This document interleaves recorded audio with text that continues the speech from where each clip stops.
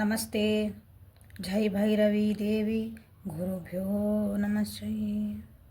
ಆ ದೇವಿ ಎಲ್ಲರ ಜೀವನದೊಳಗೆ ಬೆಳಕು ಕೊಡಲಿ ಅಂತ ಹೇಳ್ತಾ ಇವತ್ತಿಂದ ರೀಡಿಂಗನ್ನು ಸ್ಟಾರ್ಟ್ ಮಾಡೋಣ. ಇವತ್ತಿನ ಟಾಪಿಕ್ ಏನಂತಂದ್ರೆ, ನಿಮ್ಮ ವ್ಯಕ್ತಿಯ ಭಾವನೆಗಳು ಮುಂದಿನ 36 ತಾಸು, next 36 hours. Current feelings of your person next 36 hours. Okay, ಯಾವ ವ್ಯಕ್ತಿ ಬಗ್ಗೆ ಯೋಚನೆ ಮಾಡ್ಕೊಂಡು ಈ ರೀಡಿಂಗನ್ನು ನೋಡ್ತಿದ್ದೀರಿ, ಆ ವ್ಯಕ್ತಿದ 3 ಸಲ ಹೆಸರು ಹೇಳ್ಕೊಳ್ರಿ, ವಿಜುವಲೈಸ್ ಮಾಡ್ಕೊಳ್ರಿ. Welcome back to my channel Awaken Tarot with Nikhita. ಇದು ಜನರಲ್ ಕಲೆಕ್ಟಿವ್ ಮತ್ತು ಟೈಮ್ಲೆಸ್ ರೀಡಿಂಗ್. ನಿಮ್ಗೆ ಏನು ರೆಸೊನೇಟ್ ಆಗ್ತೈತಿ ಅದನ್ನಷ್ಟೇ ತೊಗೊಳ್ರಿ. ಎಲ್ಲನೂ ಫೋರ್ಸಿಬಲಿ ನಿಮ್ಮ ಮೇಲೆ ಇಂಪೋಸ್ ಮಾಡ್ಕೋಬೇಡ್ರಿ. ಓಪನ್ ಮೈಂಡಿಂದ ರೀಡಿಂಗ್ಸ್ ನೋಡಿರಿ ಪ್ಲೀಸ್. ಓಪನ್ ಮೈಂಡಿಂದ ರೀಡಿಂಗ್ಸ್ ನೋಡಿರಿ ಅಂದರೆ ನಿಮಗೆ ಇಲ್ಲಿ ಏನಾದರೂ ರೀಡಿಂಗ್ ಒಳಗೆ ಒಂದು ಗೈಡೆನ್ಸ್ ಸಿಗ್ಬೋದು, ನೀವು ಅಂದ್ಕೊಂಡಿದ್ದು ಏನಾರ ಒಂದು ಉತ್ತರ ಸಿಗ್ಬೋದು. ರಿಟರ್ನ್ ವ್ಯೂವರ್ಸ್ ಮತ್ತು ಸಬ್ಸ್ಕ್ರೈಬರ್ಸ್ ಫಸ್ಟ್ ಟೈಮ್ ಯಾರು ನೋಡ್ತಿದ್ದೀರಿ ಎಲ್ಲರಿಗೂ ಥ್ಯಾಂಕ್ ಯು. ಸಬ್ಸ್ಕ್ರೈಬ್ ಮಾಡ್ಕೊಳ್ರಿ.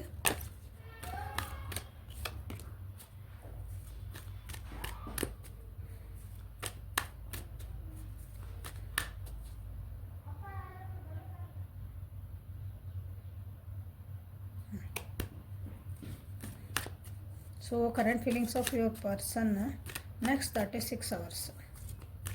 Next 36 hours.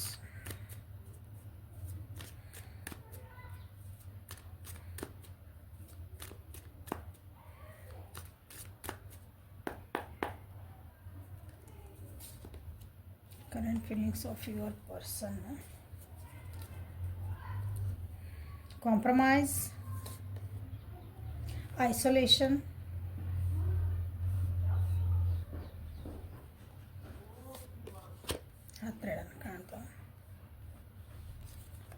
abundance.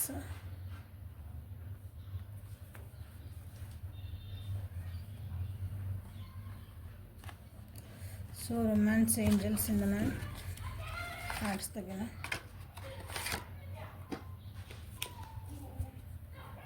Current feelings of your person next 36 hours. Current feelings of your person next 36 hours.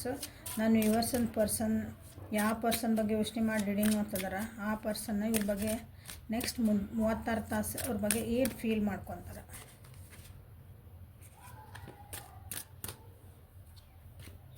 ಏನು ಫೀಲ್ ಮಾಡ್ಕೊತಾರೆ. ಭಾಳ ಜನರಿಗೆ ಕೆಲವೊಂದು ಕ್ವಶನ್ಸ್ ಇರ್ತಾವೆ, ಅವಕ್ಕೆ ಆನ್ಸರ್ ಬೇಕಾಗ್ತದೆ. ಸೊ ಅವರಿಗೆ ಗೈಡೆನ್ಸ್ ಕೊಡ್ರಿ.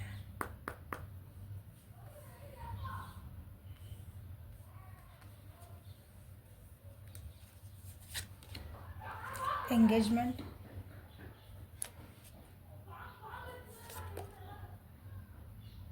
forgiving and learning,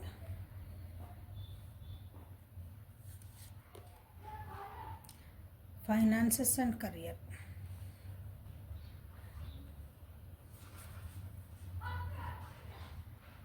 flirt.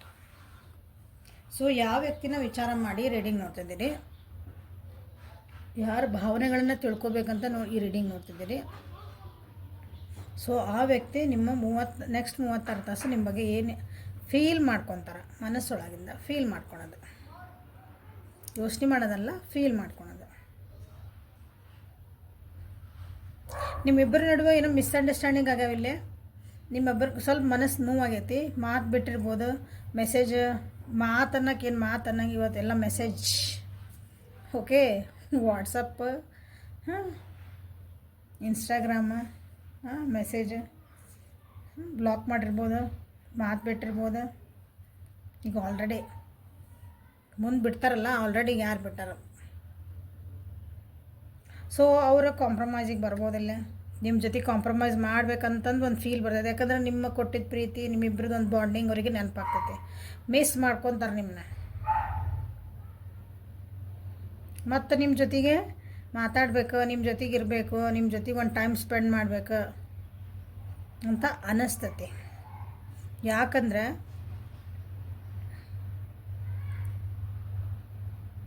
ಸ್ವಲ್ಪ ಲೋ ಫೀಲ್ ಮಾಡ್ತಿದಾರ, ಬೇಜಾರೊಳಗದಾರ, ಮನಸ್ಸು ನೋವಾಗುವಂಥದ್ದು. ನಿಮ್ಮ ಜೊತೆಗೆ ಮಾತು ಬಿಟ್ಟು ಬೇಜಾರಾಗಿತ್ತಲ್ಲ ಈಗ ಆಲ್ರೆಡಿ ಮತ್ತಲ್ಲಿ. ಸೊ ಅಲ್ಲಿನೂ ಸ್ವಲ್ಪ ಏನಾದರೂ ಮನಸ್ಸು ನೋವಾಗಂಥ ಚಾನ್ಸಸ್ ಆಗಿರ್ಬೋದು. ಇದೊಂದು ಏನು ಗ್ಯಾಪ್ ಬಂದೈತಲ್ಲ ನಿಮ್ದು, ಆ ಗ್ಯಾಪ್ ಒಳಗೆ ನೀವು ಭಾಳ ಅಂದ್ರೆ ಭಾಳ ನೀವೂ ನೋವು ಮಾಡ್ಕೊಳಕತ್ತೀರಿ ಅಂತ ಅವ್ರಿಗೆ ಅನ್ನಿಸ್ತೈತಿ. ನೀವು ಬೇಜಾರು ಮಾಡ್ಕೊಳಕತ್ತೀರಿ, ನೀವು ಹಾರ್ಟ್ ಬ್ರೇಕ್ ಆಗಿರಿ, ನಿಮಗೂ ಮನಸ್ಸು ನೋವು ಮಾಡಿದೆ ಅಂತ ಅವರಿಗೆ ಅನ್ನಿಸ್ತೈತಿ. ಫೀಲ್ ಮಾಡ್ಕೊತಾರೆ ಅದನ್ನು. ನಿಮಗೇನು ನೋವು ಕೊಟ್ಟರು, ನೀವೇನು ಬೇಜಾರು ಮಾಡ್ಕೊಂಡ್ರಿ, ಅದು ಅವರಿಗೆ ಅನ್ನಿಸ್ತೈತಿ. ಅದ್ರದ್ದು ಅನುಭವ ಆಗ್ತದೆ ಅವ್ರಿಗೂ. ಸೊ ಅದಕ್ಕೊಂದು ಕಾಂಪ್ರಮೈಸ್ ಮಾಡ್ಕೋಬೇಕು. ಆಗಿದ್ದಾಗ ಹೋತಂತ ಬಂದು ಅದಕ್ಕೆ ಒಂದು ಸೊಲ್ಯೂಷನ್ ಹುಡ್ಕೋಬೇಕು. ಮರೆತು ಮತ್ತು ನಾವು ಚೆನ್ನಾಗಿರೋಣ ಅಂತವ್ರಿಗೆ ನೆಕ್ಸ್ಟ್ 36 ವರ್ಷ ಒಳಗೆ ಅನ್ನಿಸ್ತೈತಿ. ಸೊ ದಿಸ್ ಈಸ್ ಗುಡ್ ಅಲ್ಲ. ಸೊ ಎಂಗೇಜ್ಮೆಂಟ್ ಐತಿ, ಫರ್ಗಿವ್ ಆ್ಯಂಡ್ ಲರ್ನಿಂಗ್ ಐತಿ. ಇದನ್ನು ಕ್ಲೇಮ್ ಮಾಡಿರಿ. ಓಕೆ, ಅಬಂಡೆನ್ಸ್ ಬಂದೈತಿ, ಕ್ಲೇಮ್ ಮಾಡಿರಿ. ಇದು ಬೇಡ. ಇಲ್ಲೇ ಕೆಲವೊಂದು ರಿಲೇಷನ್ಶಿಪ್ ಒಳಗೆ ನಿಮ್ಮದು ಫೈನಾನ್ಸಸ್ ಅಂದರೆ ನಿಮ್ಮದು ಸ್ವಲ್ಪ ದುಡ್ಡಿನ ಪ್ರಾಬ್ಲಮ್ಮ, ಜಾಬ್ ಪ್ರಾಬ್ಲಮ್ಮ, ಹಂಗೂ ಟೆನ್ಷನ್ ಆಗುವಂಥ ಚಾನ್ಸಸ್ ಐತಿ. ಯಾಕಂದ್ರೆ ನಿಮಗೆ ಒತ್ತಡಗಳು ಆಗ್ತಿರ್ಬೋದಿಲ್ಲ ಅಂತ ಅವ್ರಿಗೆ ಅನ್ನಿಸ್ತೈತಿ. ಅದರೊಳಗೆ ನೀವು ಭಾಳ ಫೋಕಸ್ ಮಾಡಿರಿ. ಎದಕ್ಕಂದ್ರೆ ಕರಿಯರಿಗೆ, ನನ್ನೊಂದು ಪ್ರಮೋಷನಿಗೆ, ನಾನು ನನ್ನ ಕಾಲ ಮ್ಯಾಗೆ ನಿಂದಿರೋದಂದ್ರೆ ಲಿಟ್ರಲಿ ನನ್ನ ಕಾಲ ಮ್ಯಾಗೆಲ್ಲ ಯಾವಾಗ ಓಡಾಡಕತ್ತೆ ಅವಾಗ ನಾವು ನಿಂತೀವಿ ಕಾಲ ಮೇಲೆ. ಜೀವನದಾಗ ಸ್ವತಂತ್ರವಾಗಿ ಹೆಂಗೆ ನಿಂದಿರ್ಬೇಕು. ಸೊ ಇಲ್ಲಿ ನಿಮ್ಮಿಬ್ಬರ ನಡುವೆ ಮಾತುಕತೆಗಳು ಅಥವಾ ನಿಮ್ಮಿಬ್ಬರ ನಡುವೆ ಒಂದು ಏನು ಮನಸ್ತಾಪಗಳು, ನಿಮ್ಮಿಬ್ರಿಗೊಂದು ಮಿಸ್ಅಂಡರ್ಸ್ಟ್ಯಾಂಡಿಂಗ್ಗಳು, ತಪ್ಪು ತಿಳುವಳಿಕೆ ಏನೇ ಬಂದರೂ ಅದು ಮೋಸ್ಟ್ಲಿ ಈಗ ನೀವೇನು ಫೋಕಸ್ ಕೊಡಕತ್ತಿರಲ್ಲ ನಿಮ್ಮ ಕರಿಯರ್ ಬಗ್ಗೆ. ಸೊ ಹಾಗಾಗಿ ಈ ವ್ಯಕ್ತಿಗೆ ಅನ್ನಿಸ್ಬೋದು ನನ್ನ ಕಡೆ ಲಕ್ಷ ಕಮ್ಮಿ ಕೊಟ್ಟರು ಅಂದರೆ ನೀವು ಅವ್ರ ಕಡೆ ಅಷ್ಟೊಂದು ಲಕ್ಷ ಕೊಡಲಿಲ್ಲ ಅಂತ ಅವರಿಗೆ ಅನ್ನಿಸ್ಬೋದು. ಬಟ್ ನೀವು ಮಾಡ್ತಿರೋದ ಅವ್ರಿಗೆ ಅರ್ಥ ಆಗ್ತದ. ನೆಕ್ಸ್ಟ್ 36 ಅವರ್ಸ್ ಒಳಗೆ ನೀವು ಯಾಕೆ ಭಾಳ ಕರಿಯರ್ ಓರಿಯೆಂಟೆಡ್ ಆದರೆ, ನೀವು ಯಾಕೆ ಅದ್ರ ಬಗ್ಗೆ ಫೈನಾನ್ಸಸ್ ಬಗ್ಗೆ ನೀವು ಭಾಳ ಯಾಕೆ ಲಕ್ಷ್ಯ ಕೊಟ್ರಿ, ಅದಕ್ಕೆ ಯಾಕೆ ಪ್ರಯಾರಿಟಿ ಕೊಟ್ರಿ. ಯಾಕಂದ್ರೆ ಮುಂದೆ ನೀವು ಚೆನ್ನಾಗಿರ್ಬೇಕು. ಅಂದರೆ ನಿಮ್ಮ ನೀವಂದ್ರೆ ನೀವು ಒಬ್ಬರಲ್ಲ, ನಿಮ್ಮ ರಿಲೇಷನ್ಶಿಪ್ ಒಳಗೆ ನೀವೇನದಿರಲ್ಲ, ನಾವಿಬ್ಬರು ಮುಂದೆ ಚೆನ್ನಾಗಿರೋನು. ಲಾಂಗ್ ಟರ್ಮ್ ಒಳಗೆ ನಿಮ್ಮ ರಿಲೇಷನ್ಶಿಪ್ ಅದು ಚೆನ್ನಾಗಿರ್ಬೇಕಲ್ಲ. ಯಾಕಂದ್ರೆ ಬರೀ ಪ್ರೀತಿ ಅಥವಾ ನಾವು ಟೈಮ್ ಕೊಟ್ಕೊಂತ ಹೋದ್ವಿ. ಟೈಮ್ ಕೊಡೋದು ಇಂಪಾರ್ಟೆಂಟ್ ಏನೇ ಇರಲಿ, ಬಟ್ ಬರೀ ಪ್ರೀತಿ ವಿಶ್ವಾಸ ಅಥವಾ ಮಾತಾಡ್ಕೊಂತ ಕುಂತ್ವಿ ಅಂದ್ರೆ ಜೀವನ ಹೊಟ್ಟೆ ತುಂಬಬೇಕಲ್ಲ. ಅದು ಮುಂದೆ ಜವಾಬ್ದಾರಿಗಳು ಬರ್ತಾವೆ. ಆ ಜವಾಬ್ದಾರಿ ನೀವು ಲಾಂಗ್ ಟರ್ಮ್ ವಿಚಾರ ಮಾಡಿ, ನೀವು ಒಂದು ಕರಿಯರ್, ನನ್ನ ಒಂದು ಫೈನಾನ್ಷಿಯಲಿ ಸ್ಟೆಬಿಲಿಟಿ ತರಬೇಕು, ನಮಗಾಗಿ ಒಂದು ನಾನು ಬುನಾದಿ ಹಾಕ್ಕೋಬೇಕಲ್ಲ ಜೀವನಕ್ಕೆ ನೆಕ್ಸ್ಟ್. ಹಾಗಾಗಿ ನೀವು ಅದಕ್ಕೆ ಒತ್ತು ಕೊಡ್ತಿದ್ದೀರಿ ಅಂತ ಅವರಿಗೆ ಅರ್ಥ ಆಗ್ತತಿ, ಅಥವಾ ನೀವು ಅವ್ರಿಗೆ ಅರ್ಥನೂ ಮಾಡಿಸ್ತೀರಿ. ಸೊ ನಿಮಗೆ ಮನಸ್ಸು ನೋಯಿಸಿದ್ದಕ್ಕೆ ಅವರಿಗೆ ಭಾಳನ ಬೇಜಾರಾಗ್ತದೆ.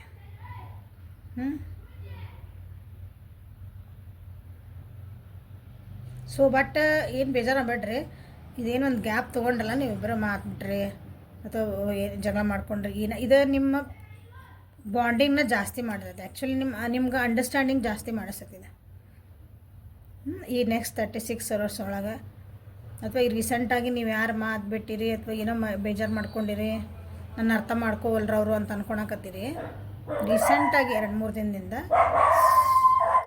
ನಿಮ್ಮಿಬ್ಬರ ಮಧ್ಯೆ ಒಂದೇನು ಫ್ಲರ್ಟ್ ಎನರ್ಜಿ ಇತ್ತಲ್ಲ, ಅಂದರೆ ಒಂದು ಪ್ಲೇಫುಲ್ನೆಸ್, ಒಂದು ಖುಷಿಯಾದಂಥ ಒಂದು ತುಂಟತನ ಅಂತೇವಲ್ಲ ನಾವು, ಒಂದು ರೊಮ್ಯಾಂಟಿಕ್ಕಾಗಿ ಆ ರೀತಿ ನಿಮ್ಮ ಜೊತೆಗೆ ಇರಬೇಕಂತ ಅವರು ಇಷ್ಟಪಡ್ತಾರೆ. ಯಾಕಂದ್ರೆ ನಿಮ್ಮನ್ನೀಗ ಅವರು ನಗಿಸ್ಬೇಕು, ಖುಷಿ ಪಡಿಸ್ಬೇಕು, ಈ ದುಃಖದಿಂದ ಹೊರಗೆ ಬರೆಸ್ಬೇಕು ಅಂತ ಅವರಿಗೆ ಅನಿಸುತ್ತೆ. ನೆಕ್ಸ್ಟ್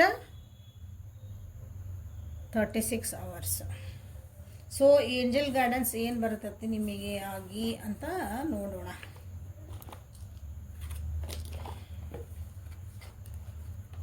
ಏಂಜಲ್ಸ್ ನಿಮ್ಗೆ ಏನು ಹೇಳ್ತಾರೆ?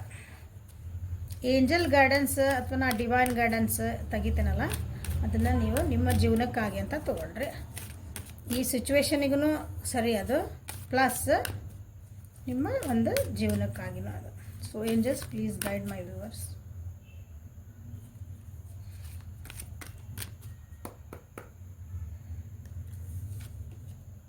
Fairness, the situation will be handled in a fair and just manner. ನಾನು ಹೇಳಿದೆ ಇಷ್ಟೊಂದಂಗೆ ಏನು ಹೇಳಿ ಅದೇ ಬಂತಿಲ್ಲ.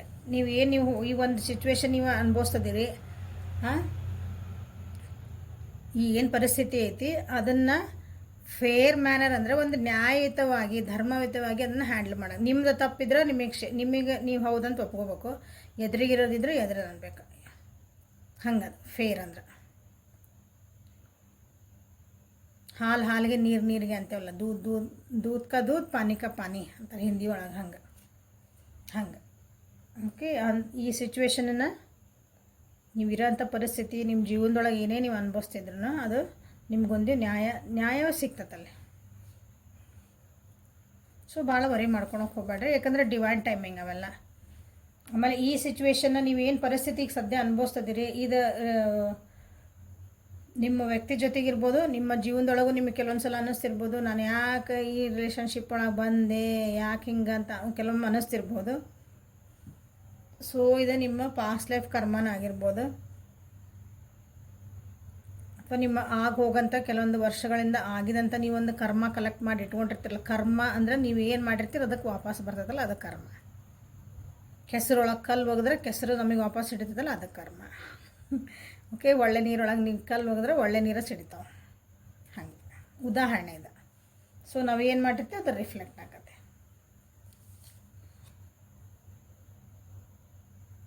So bold.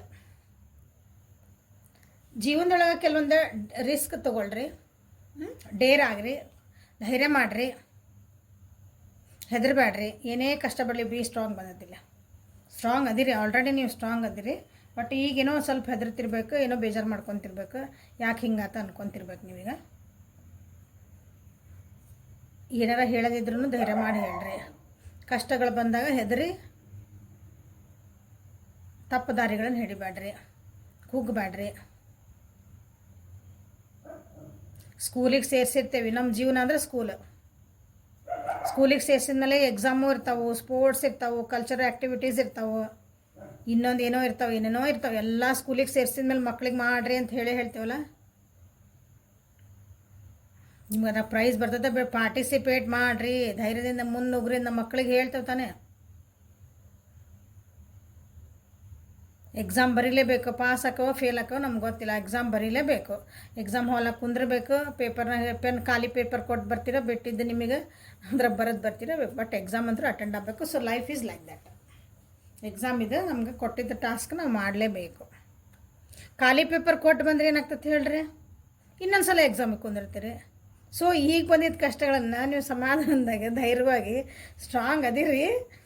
ಇನ್ನೊಂದು ಸ್ವಲ್ಪ ಸ್ಟ್ರಾಂಗ್ ಆಗಿ ಎದುರಿಸ್ಲಿಲ್ಲ ಅಂದ್ರೆ, ಈಗ ಖಾಲಿ ಪೇಪರ್ ಕೊಟ್ಟರೆ ಇಲ್ಲ ನನಗಾಗಲ್ಲ ಅಂತ ಹಿಂದೆ ಸರ್ಕೊಂಡೆ ಅಂದ್ರೆ ಇನ್ನೊಂದು ಸಲ ಎಕ್ಸಾಮ್ ಬರ್ತೈತಿ, ಇನ್ನೊಂದು ಜನ್ಮಕ್ಕಂತ ಬರ್ತೈತಿ, ಇಲ್ಲ ಇನ್ನೊಂದು ಸ್ವಲ್ಪ ವರ್ಷ ಆಗಿದ್ಮೇಲೆ ಬರ್ತೈತಿ. ಸೊ ಬರೋದಂದ್ರೆ ಬರೋದೆ. ಓಕೆ. ಸೊ ಇದೇ ರೀಡಿಂಗ್. ಇಲ್ಲಿ ಮುಗ್ಸೋಣ ಅಂತಿದ್ನ. ಇನ್ನೊಂದು ವಿಷಯ, ಪ್ಲೀಸ್ ಕಮೆಂಟ್ ಮಾಡಿರಿ, ಲೈಕ್ ಮಾಡಿರಿ. ಇದು ಯಾಕಂದ್ರೆ ಎನರ್ಜಿ ಎಕ್ಸ್ಚೇಂಜ್ ಅಂತ ಒಂದು ಹೇಳ್ತೇವೆ ನಾವು. ಎನರ್ಜಿ ಎಕ್ಸ್ಚೇಂಜ್ ಅಂದರೆ ಕರ್ಮ ನಾವು ಕಟ್ಕೊಬಾರ್ದಪ್ಪ, ಒಬ್ಬರು ಋಣದಾಗ ಇರಬಾರ್ದು ಅಂತ ಹೇಳ್ತೀವಿ. ಋಣ ಭಾಳ ದೊಡ್ಡ ವರ್ಡ್ ಆಯ್ತು. ಆ್ಯಕ್ಚುಲಿ ಋಣ ಅಂದರೆ ಇನ್ನೊಬ್ರದ್ದು ನಾವು ತೊಗೊಂಡಿದ್ದನ್ನು ವಾಪಸ್ ಕೊಡಬೇಕು ಅಂತ ಹಿಂಗೊಂದು ಎಲ್ಲ ಕಡೆ ಇರ್ತದೆ. ಅದು ಯಾವುದೂ ಫ್ರೀಯಾಗಿ ಮಾಡಬೇಡಿ. ಎನರ್ಜಿ ಎಕ್ಸ್ಚೇಂಜ್ ಅಂದರೆ ನೀವು ಇದನ್ನು ಕ್ಲೇಮ್ ಮಾಡಿದ್ರಿ ಅಂತಲೇ ಆಯ್ತು. ಪ್ಲಸ್ ಸೊ ಈಗ ನಾನು ರೀಡಿಂಗ್ಸ್ ನೋಡ್ತಿದ್ದೀನಿ ಅಂದರೆ ಎನರ್ಜಿ ಎಕ್ಸ್ಚೇಂಜ್ ಆತಂದ್ರೆ ಸೊ ಇಬ್ಬರು ನಮ್ಮ ಕಾರ್ಮಿಕ್ ಕನೆಕ್ಷನ್ನಿಂದ ಇಬ್ಬರೂ ಮುಕ್ತ ಆಗ್ತೀವಿ. ಲೈಕ್ ಮಾಡಿರಿ, ಕಮೆಂಟ್ ಮಾಡಿರಿ.